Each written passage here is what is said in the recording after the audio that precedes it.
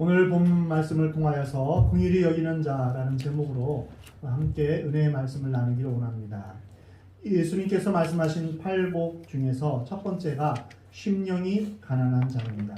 이것은 하나님의 눈으로 자신을 보았을 때 자신의 죄성을 발견한 사람입니다. 그는 죄에 대해서 심각하게 애통하는 사람이 되며 동시에 하나님의 다스리심에 자신을 맡기는 온유한 사람이 됩니다. 그리고 의의 근원이신 하나님을 사모하면서 의에 줄이고 목마른 사람이 됩니다. 그 다음 오늘 본문 말씀을 통하여서 긍휼히 여기는 자에 대해서 말씀하십니다. 그렇다면 긍휼은 무엇일까요? 긍휼이라는 말은 죄로 인해 깊은 상처를 입거나 징계를 받아서 죽게 된 사람을 다시 회복시키시고 살리게 하는 그러한 도움을 말합니다. 한 인간이 죽음을 피한다는 사실보다 더 절실한 문제는 죄책감에서 해방되는 것입니다. 그래서 용서를 받는 것입니다. 긍휼은 히브리어로 헤세드인데요. 구약에서 150번 이상 쓰입니다. 주로 하나님의 성품이나 행동을 묘사할 때 쓰였습니다. 일반적으로 긍휼은 변함없는 사랑, 친절 또는 따뜻한 마음으로 번역됩니다. 본래 긍휼은 사람의 마음에 있지 않습니다. 죄로 인해 타락한 인간의 마음속에는 용서하고 치유하는 긍휼의 마음이 없습니다. 긍휼은 하나님의 마음입니다.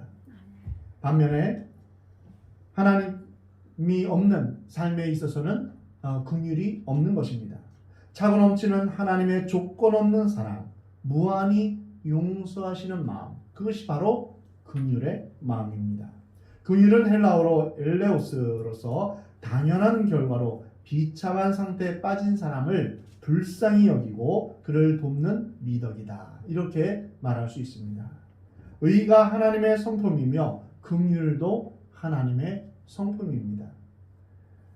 의로우신데 긍휼이 없다면 어떠할까요? 무섭고 엄격하기만 한 하나님이십니다. 반면에 긍휼이 있지만 의가 없다면 어떨까요? 그것은 감상에 치우칠 뿐입니다. 사랑하는 성도 여러분, 긍휼을 베푼다는 것이 쉬울까요? 어려울까요? 쉽지 않습니다. 우리는 복수하는 마음이 있고 용서하기는 참으로 쉽지 않습니다. 불쌍히 여기는 것이 긍휼입니다. 부모가 자식을, 형이 동생을 불쌍히 여기는 것처럼 그렇게 불쌍히 여기는 것입니다. 후에는 인자라는 뜻과 같이 쓰였습니다. 인자라는 말은 창자가 끊어지는 듯한 아픔과 고통의 감정 표현에 쓰여 있습니다. 한 가지 예를 들면 여러분은 이런 경우 어떠하겠습니까? 아들 둘, 딸 하나씩을 낳고 이제 행복하게 살고 있는 그러한 한 남자가 있었습니다. 그러나 그 부인은 사실은 부정한 여인이었습니다. 알고 보니 이 아들들이 내 아들들이 아닙니다. 그 딸들이 내 딸이 아닙니다. 바람나서 얻은 다른 남자의 자녀들입니다. 어떻게 하시겠습니까? 게다가 아내가 가출을 했습니다. 포기해야 될까요? 다시 찾아 나서야 할까요? 이 남편은 다시 찾고 찾은 끝에 몸값까지 지불한 다음에 다시 그 아내를 데려왔습니다. 세상에 이런 남편이 어디에 있겠습니까? 그렇습니다. 이것이 하나님의 사랑입니다. 긍휼입니다. 하나님은 바람나서 이방신들을 섬기는 하나님의 백성들을 향한 사랑의 고백을 이렇게 표현합니다. 예레미야 31장 20절에서 에브라임은 나의 사랑하는 아들, 기뻐하는 자식이 아니냐. 내가 그를 책망하여 말할 때마다 깊이 생각하노라. 그러므로 그를 위하여 내 창자가 들끓으니 내가 반드시 그를 불쌍히 여기리라. 여호와의 말씀이니라. 그를 향하여 생각할 때마다 창자가 끊어지는 듯한 그런 아픔과 고통을 느낍니다. 그러면서도 그를 불쌍히 여기신다고 말씀하십니다. 에베소서 2장 4절에 보면 긍휼에 풍성하신 하나님이시다. 이렇게 표현하고 있습니다. 구약에서 긍휼은 하나님의 성실하심과 함께 나타납니다. 즉 감정과 상황에 따라서 변하는 인간의 사랑과 용서와는 다른 것입니다. 마음에 든다고 사랑하고 용서했다가 또 변덕이 있어서 다음에는 이제 사랑하지 않고 또 용서하지 않는 것과는 다른 것입니다. 변함이 없는 성실하신 하나님이십니다. 성실하신 하나님은 우리를 긍휼히 여기셔서 오늘도 비가 오게 하십니다. 그리고 내일은 또 내일의 태양이 떠오르게 되는 것입니다. 우리가 죄를 지었다고 비를 그치게 하고 또 비가 오지 않고 계속 가뭄 속에 있다면 우리는 도저히 살아남을 수 없을 것입니다. 하나님의 긍휼 가운데서 이른 비와 늦은 비를 주십니다. 그리고 우리의 생명을 연장시켜 주십니다. 하나님의 긍휼은 단순히 불쌍히 여기거나 용서한다는 뜻을 넘어섭니다. 그것은 조건 없는 하나님의 사랑이며 변함없는 약속을 의미합니다. 어떻게 보면 구약은 진노하신 하나님, 용서가 없는 하나님을 이제 보여주는 것 같지만 사실 그 이면에는 하나님의 긍휼과 자비의 강이 면면히 흐르고 있습니다. 긍휼이 풍성하신 하나님이 우리를 사랑하신 그 큰 사랑을 인하여 허물로 죽은 우리를 그리스도와 함께 살리셨다라고 말씀하십니다. 우리가 주님 앞에 나올 수 있는 것은 100% 주님의 긍휼 때문입니다. 전적인 하나님의 은혜입니다. 그러므로 우리는 긍휼하심을 받고 때를 따라 돕는 은혜를 얻기 위하여 은혜의 보좌 앞에 담대히 나아갈 것입니다. 우리가 지금 살아 숨쉬는 것도 하나님의 긍휼 때문입니다. 우리가 하나님의 자녀, 하나님의 백성으로 주님 앞에 나와 예배드릴 수 있는 것도 하나님의 긍휼 때문입니다.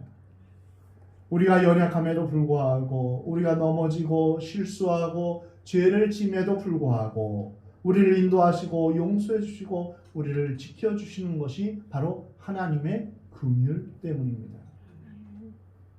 우리가 영원한 생명과 천국을 보장받을 수 있는 것도 하나님의 긍휼 때문입니다. 그러므로 하나님 안에서 살고자 하는 모든 성도들이 추구해야 되고 완성해야 될 덕목은 바로 긍휼히 여기는 마음입니다. 오래전에 뉴욕 시장을 3번이나 지낸 피오렐로 라과디아라는 분이 있었습니다. 그는 긍휼의 사람이었습니다. 이분이 판사로 재직했을 때였습니다. 배가 고파서 빵을 훔친 노인 한 사람을 재판했습니다.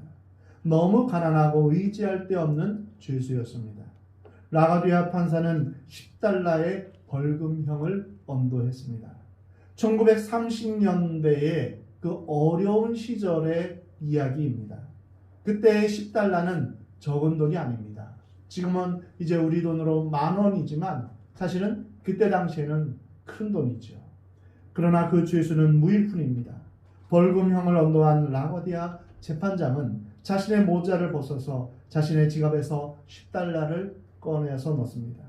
그리고 방청인 사람에게 말합니다. 방청객들에게 이 노인을 돌보지 못한 것은 우리 모두의 책임입니다. 따라서 이 자리에 있는 여러분 모두에게 각각 50센트씩의 벌금을 부과합니다. 아무도 이의를 제기하는 사람이 없었습니다. 모자는 돌아갔고 모두 $57 50센트가 거쳤습니다. 여기에서 $10를 벌금으로 지불했습니다. 노인은 남은 $47 50센트를 손에 쥐고 눈물을 글썽이면서 돌아갔습니다. 이것이 진실한 긍휼입니다. 만약에 라과디아 재판장이 낼 것이 없던 가난한 죄인을 그냥 돌려보냈다면 그것은 분명한 법의 위반입니다. 공의로운 율법을 충족하면서 자비를 베푸는 것, 이것이 바로 진정한 예수님의 십자가의 긍휼입니다.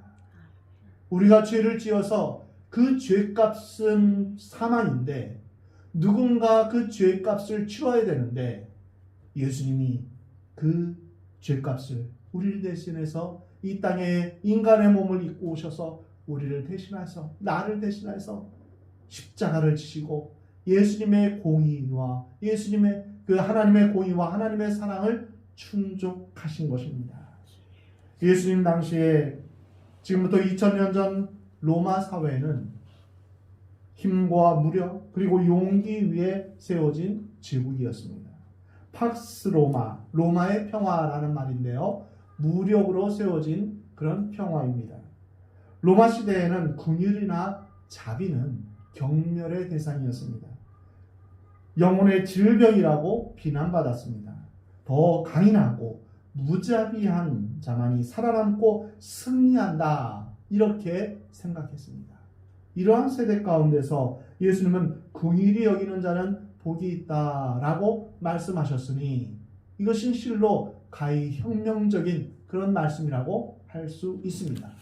지금도 강자 생존이며 강한 사람만이 살아남을 수 있다, 이렇게 말하는 시대 가운데서 긍휼히 여기는 자는 복이 있다, 이러한 가치관은 우리에게 지금도 진리로 다가올 수 있을까요? 시대와 가치관의 이 반대의 가르침을 우리가 어떻게 배울 수 있겠습니까?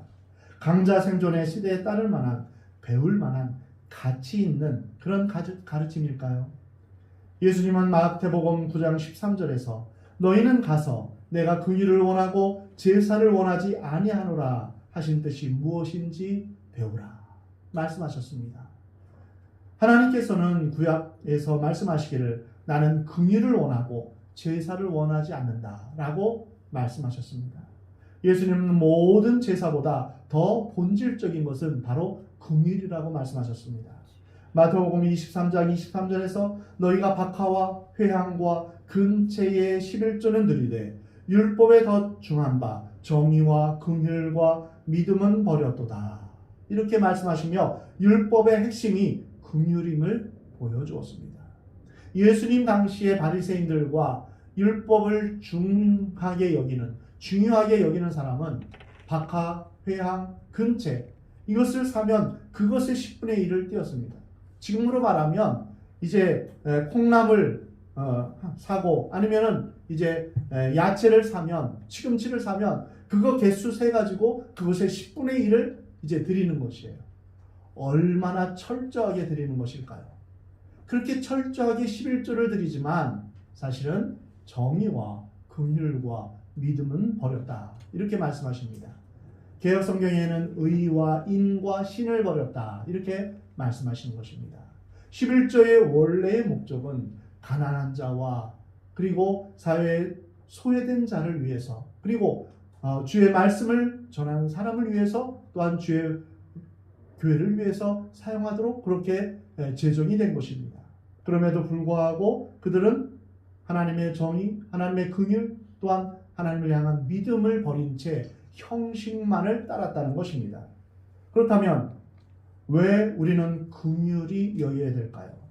우리가 왜 다른 사람을 향해 긍휼히 여겨야 될까요? 왜냐하면 우리가 하나님의 긍휼을 입은 사람이기 때문입니다. 은혜와 사랑을 풍성히 받은 사람은 긍휼을 베풀면서 살아갑니다. 오늘 본 말씀에서 긍휼히 여기는 자가 긍휼히 여김을 받을 수 있다라고 말씀하십니다. 내가 다른 사람을 불쌍히 여길 때 하나님께서 나를 불쌍히 여기시는 것입니다. 시편 103편 8절에서 여호와는 긍휼이 많으시고 은혜로우시며 노하기를 더디하시며 인자하심이 풍부하시도다 라고 말씀하십니다. 예레미야가 3장 22절에 보면 여호와의 인자와 긍휼이 무궁하심으로 우리가 진멸되지 아니합니다. 만약 하나님의 긍휼하심이 없으면 이 자리에 나올 사람이 아무도 없습니다. 우리는 이미 죽고 이 세상에 없는 존재일 것입니다. 하나님의 인자하심과 긍휼하심이 있기 때문에 우리가 진멸되지 않는 것입니다. 마태복음 6장에 보면 예수님은 주기도문의 핵심을 이렇게 말씀하십니다. 우리가 우리에게 죄 지은 자를 사하여 준 것 같이 우리 죄를 사하여 주옵시고, 우리가 이웃들이 나를 향해 잘못한 것을 용서해 준 것 같이, 내가 이웃의 잘못을 용서해 준 것 같이 나 역시도 주님 용서하여 주옵소서, 이렇게 우리가 주님 앞에 기도하는 것입니다. 만약 내가 다른 사람을 향하여서 용서하는 것이 없다면 하나님이 나를 용서해 주실까요? 1만 달란트 빚진 자가 탕감을 받았습니다. 1만 달란트는 요즘으로 하면 약 6조 원 정도의 값어치입니다. 여러분 6조 원 정도의 빚을 져본 적이 있나요? 네, 어마어마하고 상상할 수 없는 그러한 빚이죠. 그런데 그러한 빚을 우리는 탕감받았습니다. 내가 가지고 있는 빚이 그만큼 큰 것입니다. 그만큼 큰 빚을 우리가 탕감받았습니다.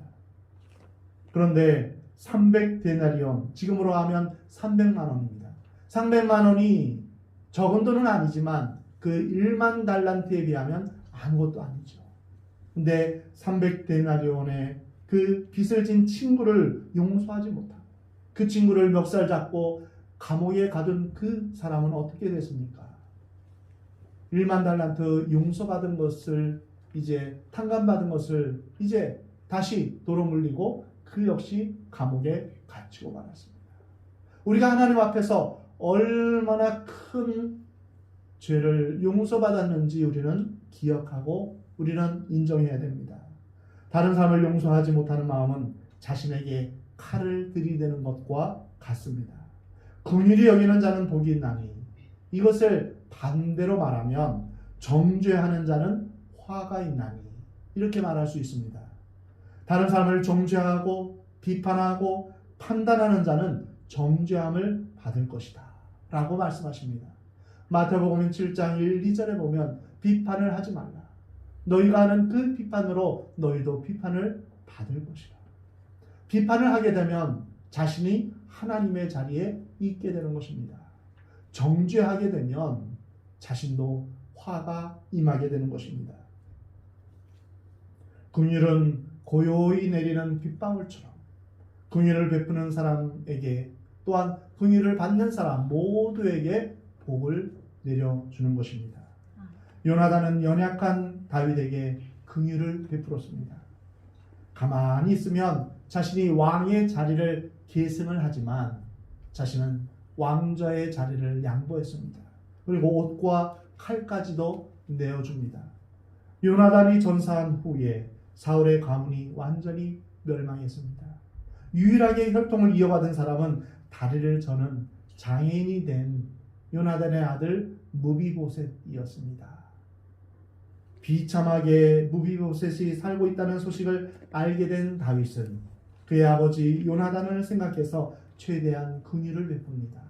그리고 왕궁에 데려와서 그와 함께 평생 식사를 같이 합니다. 사랑하는 성도 여러분, 있을 때, 여유가 있을 때 긍휼을 베풀어야 합니다. 지금 베푼 그 긍휼은 여러분과 여러분의 자손에게 돌아가게 되는 것입니다. 긍휼은 강자 중에 강자입니다. 긍휼은 보좌 위에 앉아있는 왕관보다도 더 귀합니다. 긍휼은 이 세상 임금의 그 어떤 지위보다도 더 위대하고 높습니다. 왕의 가슴 속에 군림합니다. 긍휼은 하나님의 속성입니다. 그래서 긍휼을 베푸는 것은 신의 성품에 참여하는 것입니다. 그렇다면 어떻게 긍휼을 베풀 수 있을까요? 첫째로 우리는 묵상해야 됩니다. 무엇을 묵상합니까? 주님이 나를 어떻게 용서하셨는지를 묵상해야 합니다. 십자가의 고통의 길은 다른 누군가가 아닙니다.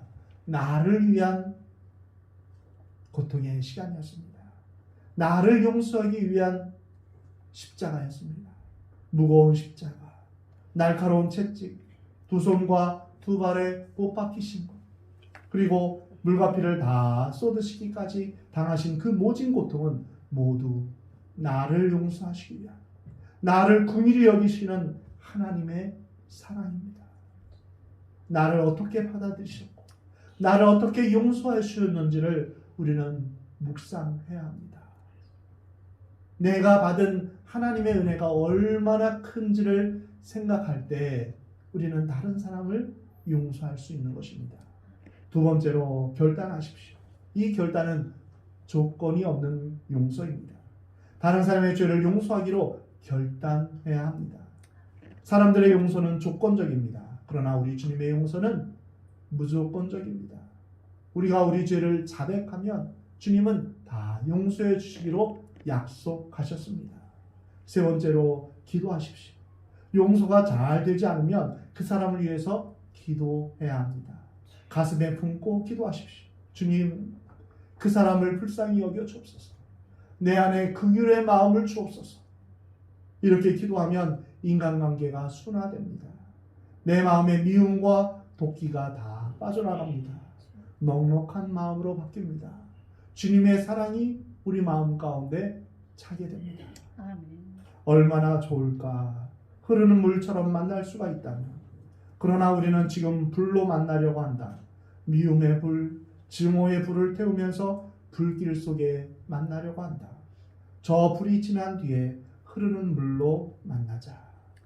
강은교 시인의 우리가 물이 되어 만난다면 이라는 시의 한 구절입니다. 형제를 사랑하고 불쌍히 여기는 마음은 내게서 나오는 마음이 아닙니다. 내 영혼 깊은 곳까지 사랑하신 그 하나님의 사랑에 감동할 때, 그 사랑이 충만할 때 가능한 것입니다. 그래서 우리는 수시로 매일 매 시간 주님, 주의 사랑으로 내 마음을 적셔 주시옵소서. 빈들의 마른 풀같이 내 영혼을 주의 성령으로 충만케 하옵소서. 주의 사랑이 우리 안에 충만할 때 우리는 다른 사람을 긍휼히 여길 수 있는 것입니다. 그래서 주님이 우리를 얼마나 사랑하셨는지 그 사랑에 우리가 감사하면서 묵상하며 또한 다른 사람을 용서하기로 결단하고 기도할 때 우리는 다른 사람을 긍휼히 여길 수 있습니다. 그렇다면 우리가 누구에게 긍휼을 베풀 수 있을까요? 첫 번째로는 불행한 사람에게 긍휼을 베풀어야 합니다. 스가랴 선지자는 피차의 인애와 긍휼을 베풀며 과부와 고아와 나그네와 궁핍한 자를 압제하지 말라라는 하나님의 말씀을 전합니다. 인생의 극심한 비참함을 겪는 자들을 긍휼히 여겨야 됩니다. 두 번째로는 불의한 사람들에게 긍휼을 베풀어야 됩니다. 의롭지 못한 사람, 상처를 준 사람, 나를 핍박하고 고통을 준 사람을 우리가 용서하고 긍휼을 베풀어야 됩니다. 주님이 모범을 보여주셨습니다. 십자가 위에서 주여 저들의 죄를 사하여 주옵소서. 저들이 하는 것을 알지 못합니다. 스데반의 마지막 모습도 역시 자기를 향해 분노하며 돌팔매질하는 그 사람들을 향하여서 주여 이 죄를 저들에게 돌리지 마옵소서라고 기도했습니다. 주님의 마음, 주님의 행동을 배운 것입니다. 세 번째로 우리는 불신자들에게 긍휼을 베풀어야 됩니다. 불행보다 더 비참한 것은 하나님 없이 하나님을 신뢰하지 않고 죄 가운데 사는 것입니다. 언제나 죄는 비참함을 줍니다. 죄는 우리를 멸망으로 사망으로 이끌어가고 있는 것입니다. 그 비참함은 말할 수 없는 고통과 절망을 줍니다. 그것은 사탄이 핥히고 간 깊은 상처요. 또한 죽음의 그림자입니다. 불신자들을 기다리는 종착역은 지옥입니다. 이것보다 더 커다란 비참함은 없습니다. 이 지옥을 피할 수 없었을 때, 하나님의 영원한 진노의 대상이었을 때 나를 긍휼히 여기신, 그리고 이 지옥에서 건져주신 그 사랑의 하나님을 기억하며 아직도 주의 복음을 알지 못하는 불신자들 향하여 우리의 형제나 우리의 이웃이나 우리의 친척 중에 불신자를 위해서 기도하며 또한 그들을 불쌍히 여기는 그런 마음을 달라고 기도해야 할 것입니다. 그리고 그들 가운데 주의 복음이 들어가기를 기도하며 주의 복음을 전하는 여러분이 되기를 하나님은 원하십니다. 하나님의 긍휼 가운데서 우리를 건져 주셨습니다. 값없이 은혜로 우리에게 구원을 선물로 베풀어 주셨습니다. 너희가 전에는 백성이 아니더니 이제는 하나님의 백성이요 전에는 긍휼을 얻지 못하였더니 이제는 긍휼을 얻은 자리라. 우리는 하나님의 긍휼을 하심을 입어서 용서함을 받고 예수 그리스도를 구주와 주님으로 믿고 하나님을 아버지라 부르는 삶을 살게 되었습니다. 그래서 우리는 하나님 없이 사는 불신앙의 사람들에게 긍휼의 복음을 전해야 됩니다. 하나님은 당신을 긍휼히 여겨 주십니다. 당신은 용서받을 수 있습니다. 하나님이 당신을 얼마나 사랑하는지 모릅니다. 당신은 그 하나님의 사랑을 입을 수 있습니다. 경험할 수 있습니다. 이렇게 긍휼의 복음을 전하는 사람들은 온 세상을 바라보며 이렇게 기도합니다. 주여, 주의 긍휼을 온 땅에 부어 주옵소서. 온 땅에 비가 내리듯 주의 긍휼하심이 온 땅에 임하기를 원합니다. 이것이 우리의 기도의 제목입니다. 긍휼은 자신의 이익과 체면을 생각하지 않습니다. 긍휼은 머리와 가슴으로만 하는 것이 아니라 손과 발로 하는 구체적인 행동입니다. 말로만이 아니라 구체적으로 행동하는 믿음입니다. 긍휼의 완벽한 예는 예수님이 우리를 위해서 죽으신 십자가에서의 희생입니다. 죄로 인해 사망 선고를 받은 인생을 긍휼히 여기신 것입니다. 하나님은 인간의 그 고통과 절망과 죽음을 그대로 내버려 두시지 않고 구원하기로 작정하셨으며 모든 것을 희생하기로 작정하신 것입니다. 이것이 바로 하나님의 긍휼입니다. 하나님의 긍휼에서 용서가 흘러나왔습니다. 이 긍휼이 하나님의 사랑입니다. 에베소서 2장 말씀에 긍휼이 풍성하신 하나님이 우리를 사랑하신 그 큰 사랑을 인하여 허물로 죽은 우리를 그리스도와 함께 살리셨다라고 말씀하십니다. 조건 없는 하나님의 사랑 때문에 우리가 구원을 받은 것입니다. 하나님의 긍휼은 불의를 눈감아주는 것이 아닙니다. 하나님의 정의와 진리가 포함되어 있습니다. 긍휼은 그리스도인의 상징입니다. 아무리 위대한 진리를 선포해도 긍휼의 마음과 행동이 없으면 거짓말쟁이에 불과합니다. 우리에게 있어서 최고의 긍휼은 영혼 구원에 있습니다. 그 영혼이 지옥에 갈 것을 생각하고 잠 못 이루며 통곡하는 마음입니다. 긍휼의 마음으로 긍휼을 심으면 긍휼의 열매를 맺게 됩니다. 사실 우리 모두는 죄인이기에 어느 누구든지 실수하기 마련입니다. 죄를 짓기 마련입니다. 아마 최후의 심판 때 긍휼이 없이 천국에 갈 수 있는 사람은 단 한 사람도 없습니다. 우리가 하나님 나라에 들어갈 수 있는 것은 하나님의 긍휼 때문입니다. 긍휼은 이 세상에서나 또한 하나님 나라에서나 절대적으로 필요한 것입니다. 야고보서 2장 13절에 긍휼을 행하지 아니하는 자에게는 긍휼 없는 심판이 있을 것이다. 긍휼은 심판을 이기고 자랑하느니라. 만약 긍휼을 행하지 않는다면 그 사람은 심판에 이르게 된다는 것입니다. 긍휼히 여기는 자는 심판을 면하게 된다는 것입니다. 다른 사람을 긍휼히 여기는 것은 심판을 이기게 되는 것입니다. 그러므로 우리는 긍휼하심을 받고 때를 따라 돕는 은혜를 얻기 위하여 은혜의 보좌 앞에 담대히 나아갈 것입니다. 긍휼의 은혜를 따라 우리는 하나님 앞에 나와 예배할 수 있고 또한 기도할 수 있는 것입니다. 우리가 이 시간 하나님 앞에 나와서 기도할 수 있는 것, 예배드릴 수 있는 것, 이 모든 것은 하나님의 긍휼하심입니다.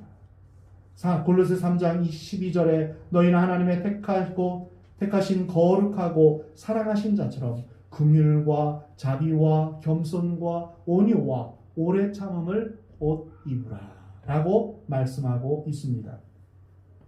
우리가 어떤 정식으로 이제 참여할 그런 모임에 가면 옷을 입어야 됩니다.